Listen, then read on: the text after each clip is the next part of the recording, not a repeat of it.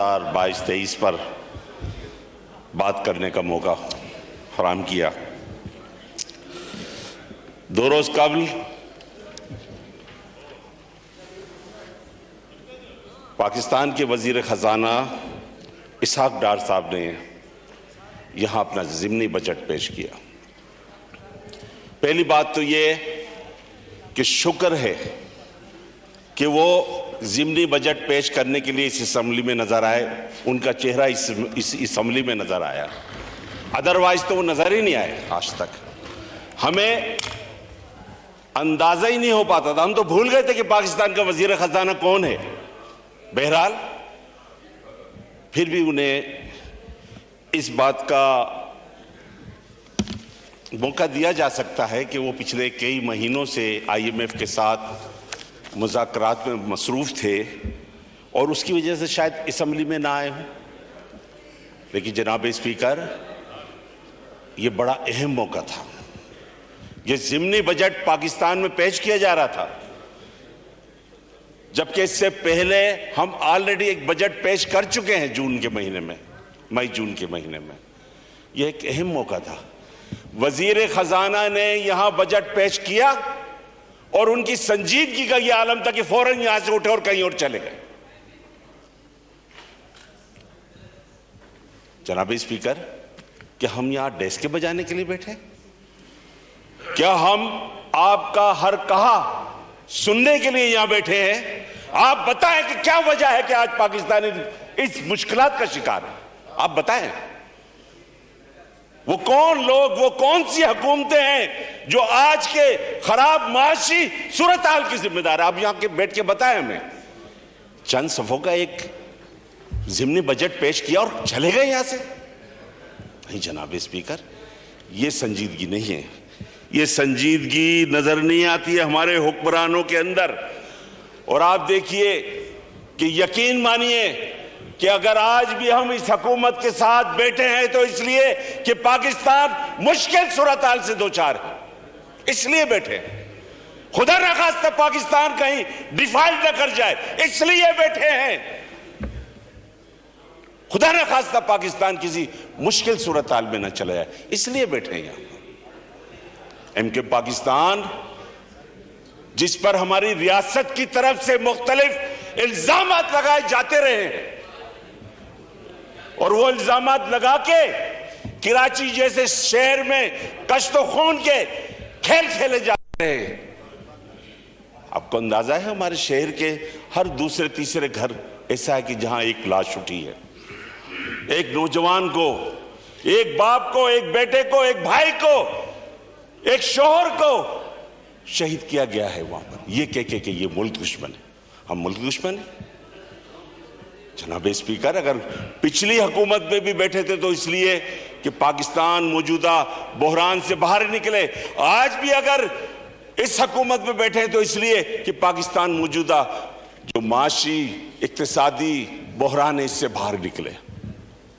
لیکن پاکستان کی ریاست کے جو بڑے بڑے اہم عہدے ہیں، مجھے تو اس وقت بڑا افسوس ہوا کہ پچھلے کئی مہینوں سے IMF کے ساتھ ڈیل چل رہی تھی، معاملات چل رہے تھے، اور یہ معاملات موجودہ حکومت اس کی ذمہ دار نہیں ہے۔ سابقہ حکومت کے وزیر خزانہ حفیظ شیخ صاحب ان کے ساتھ معاہدہ کر کے گئے تھے، اور ذمہ داری پھر آئی تھی شوکت ترین صاحب کے اوپر، وہ بھی رضامندی ظاہر کر آئے تھے۔ بعد میں آکے اس وقت کے وزیر اعظم نے وہ تمام وعدے جو IMF کے ساتھ کیے تھے ان تمام وعدوں سے مکر گئے، اور پیٹرول کی قیمت جسے بڑھانا تھا اسے کم کر دیا۔ یہیں سے ہمارا سیٹ بیک شروع ہوا۔ پہلے مفتاح اسماعیل نے کوشش کی کہ ان حالات کو سنبھالا جائے، پھر بعد ازاں اسحاق ڈار صاحب یہ کہہ کر آئے کہ میں آؤں گا تو سب کچھ سمجھ جائے گا۔ یہ جو ڈالر قابو سے باہر ہے یہ ہمارے قابو میں آ جائے گا۔ یہ جو مہنگائی روزانہ بڑھ رہی ہے یہ مہنگائی کم سے کم در ہو جائے گی۔ یہ جو غربت بڑھ رہی ہے یہ غربت ختم ہو جائے گی۔ لیکن جناب اسپیکر، ایسا نہیں ہوا، اور مجھے پاکستان کے صدر پاکستان پہ افسوس ہوتا ہے افسوس ہوتا ہے کہ ہم کافی تگ و دو کے ساتھ آئی ایم ایف کے ساتھ جلد از جلد یہ معاہدہ کرنا چاہتے تھے کہ تاکہ اس مشکل سے نکلے، اور صدر پاکستان نے کہا کہ نہیں، میں آرڈیننس پہ سائن نہیں کروں گا۔ ارے بھائی، اس سے پہلے جو آرڈیننس پہ سائن کیا کرتے تھے آنکھیں بند کر کے کیا کرتے تھے، اس لیے کہ تم اپنی پاکستان کے اپنے آپ کو صدر نہیں مانتے ہو، بلکہ کسی ایک پارٹی کا کوئی عہدیدار ذمہ دار مانتے ہو۔ تو جناب اسپیکر، یہ لوگ جو پاکستان کی قسمت سے کھیل رہے، سابقہ شوکت ترین جو وزیر خزانہ ہے، انہوں نے کیا کچھ نہیں کہا پنجاب کے وزیر خزانہ کو اور سرحد کے خیبر پختونخوا کے وزیر خزانہ کو کہ بھائی آپ لکھ کے دے دیں آئی ایم ایف کو، اگر وفاقی حکومت کوئی معاہدہ کرتی ہے تو ہم اس کے پابند نہیں ہوں گے۔ یہ تو غداری ہے، یہ تو ملک دشمنی ہے۔ اور یہ سارے وہ معاملات ہیں جس کے لیے سابق وزیر اعظم خود پیش تھے اور انہوں نے خود اکسایا کہ یہ ساری چیزیں کریں۔ تو مشکل حالات میں ہمارے ملک کو ڈالا ہے، لیکن بدقسمتی یہ ہے کہ آج وہی شخص اس پاکستان میں ہم دیکھ رہے ہیں کہ قانون سب کے لیے برابر نہیں ہے، ہر ایک نے اپنا اپنا قانون بنا رکھا، اور ہماری عدالتیں اللہ ماشاءاللہ انتظار کرتی ہے کہ بھائی آ جاؤ، انتظار کرتی ہے کہ آ جاؤ اور ہم سے ضمانت دے جاؤ۔ ایسا تو میں نے کبھی دیکھا ہی نہیں۔ انٹیریم بیل کے لیے انتظار ہو رہا ہے، کہا جا رہا ہے کہ آؤ ہم سے ضمانت۔ کیا ہماری عدالتیں، کیا ہماری جوڈیشری پاکستان کی جو 23 کروڑ عوام ہیں ان کو بھی ایسا موقع دیتی ہے؟ تو جناب اسپیکر، جس ملک کے اندر اس طرح کے معاملات ہوں گے تو پھر اس ملک کی قسمت، اس ملک کے مستقبل کے بارے میں کچھ وثوق سے نہیں کہا جا سکتا۔ بہرحال بات یہ ہے کہ 15 فروری کو وزیر خزانہ صاحب نے یہاں اپنا ضمنی بجٹ پیش کیا، اور اس ضمنی بجٹ میں بہت سارے ٹیکسز لگائے گئے، 170 ارب کے ٹیکسز لگائے گئے، سیل ٹیکس بڑھائے گئے، اور اس کے ساتھ ساتھ جو ہے مختلف جو فیڈرل ایکسائز ڈیوٹی ہوتی ہے اس میں بھی اضافہ کیا گیا۔ جناب اسپیکر، ڈالر مہنگا، پیٹرول مہنگا، بجلی مہنگی، گیس مہنگی، یہ سب کچھ تو پہلے ہی ہو چکا تھا۔ یہ تمام جو بم ہیں پاکستان کی عوام کے اوپر پہلے ہی گرائے جا چکے تھے۔ اس کے بعد 15 فروری کو ہمارے وزیر خزانہ نے ایک اور بم گرا دیا۔ آپ بتائیے، جنہیں پرتعیش اشیاء کہا جا رہا ہے، لگژری آئٹم، وہ بتائے تو صحیح یہاں بیٹھ کے وہ لگژری آئٹم کیا ہے؟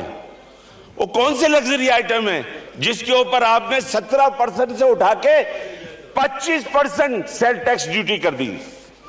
اسی طرح سے فیڈرل ایکسائز ڈیوٹی میں بھی اضافہ کر دیا۔ شادی بیاہ، اب تو شادی بیاہ بھی کرنا مشکل ہو جائے گا لوگوں کے لیے کہ وہ ہال بک کرانے کے لیے اس پہ بھی ٹیکس دیں گے۔ جناب اسپیکر، آپ دیکھیے، ابھی 1 مہینے بعد رمضان شریف کا مہینہ شروع ہونے والا ہے۔ پاکستان ایک غریب ملک ہے، ہمارے بہت سارے بھائی جو پابندی سے روزے رکھتے ہیں، اور جب روزہ کھولنے کا وقت ہوتا ہے تو کسی نہ کسی مشروب سے یا کھجور سے روزہ کھول لیا کرتے ہیں۔ ہمارے وزیر خزانہ نے تو مشروبات پہ بھی سیل ٹیکس ڈیوٹی بڑھا دی۔ اب وہ جو امکان جو ایک غریب کے لیے راستہ تھا، وہ راستہ بھی ختم کر دیا۔ تو ایسی بہت ساری چیزیں ہیں۔ جناب اسپیکر، ایک اور چیز ہے، کیا پاکستان کی جو 23 کروڑ عوام ہے، یہ جو قرضے باہر سے لیے گئے، جو یہ عللے تللے کیے گئے، تقریباً 44,000 ارب روپیہ پاکستان اب تک قرض لے چکا ہے۔ جب یہ اسمبلی منتخب ہو کر آئی تھی اور اس وقت کی جو گورنمنٹ آئی تھی تو اسے جو ورثے میں تقریباً 24,000 ارب قرض کے حصے ان کو وراثت میں ملے تھے۔ اب وہ 44,000 ارب روپے ہو چکے ہیں۔ یہ 44,000 ارب کہ پاکستان کی 23 کروڑ عوام نے گل چھلے اڑائے ہیں جو ان کے اوپر سارا بوجھ ڈال دیا گیا ہے؟ وزیر خزانہ یہاں آئے اور بتائیں کہ پاکستان کی اشرافیہ کے اوپر انہوں نے کیا ٹیکس بوجھ ڈالا ہے، کتنا بوجھ ڈالا ہے، وہ بتائیں نا یہاں کے. شکریہ جناب. پاکستان کے وہ خاندان، وہ مراد یافتہ طبقہ جو ہمیشہ اقتدار میں رہتا ہے، ہمیشہ اقتدار میں رہتا ہے نا، جن کے تمام اثاثے پاکستان سے باہر ہوتے ہیں، پاکستان میں نہیں ہوتے، جن کے پاس تجوریوں میں ڈالر ہوتے، یورو ہوتے، روپیہ نہیں ہوتا ہے. آپ نے ان کے اوپر کیا بھاری ذمہ داری آئی تھی؟ کچھ نہیں. پاکستان کے عوام کے اوپر یہ ایک بم گرا دیا گیا ہے، اور جو میں سمجھتا ہوں کہ موجودہ حالات میں وہ عوام اتنی سخت نہیں رکھتی ہے، ان میں اتنی سخت نہیں ہے کہ اسے برداشت کر سکے. تو میں وزیر خزانہ سے کہوں گا کہ وہ یہاں آئیں اور یہاں آ کے وہ اپنی پالیسی بتائیں. خاص طور پہ یہ ٹیکس بڑھانے سے کچھ نہیں ہوگا، یہ تو ماضی میں بھی بہت کچھ ہوتا رہا ہے. آپ یہ جو غیر ضروری اخراجات ہیں ان کو روکنے کے لیے، یہ جو سرکولر ڈیٹ ہے اسے روکنے کے لیے، جو یہ اللہ تلل ہے اس کو، ہمیں تو آپ کو میں ایک تھوڑا سا ٹائم ہے، مشکل وقت ہے. بے نظیر انکم سپورٹ پروگرام بہت اچھا پروگرام ہے اور اسے سبھی مانتے ہیں، دنیا سراہتی ہے.